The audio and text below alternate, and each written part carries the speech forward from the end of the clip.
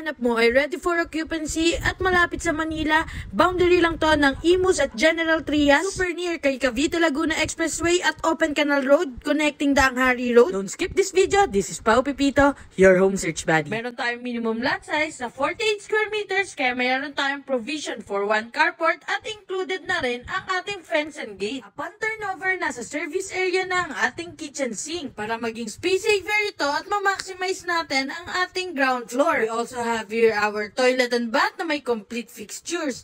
Meron tayong enough space for dining at living area. Going up, dahil complete finished turnover ito, included na ang room partition, tiles, ceiling at mga fixtures. Meron tayong malawak na sliding window for proper ventilation at para makapasok ang natural light. Livable na nga to upon turnover, gamit na lang ang kulang.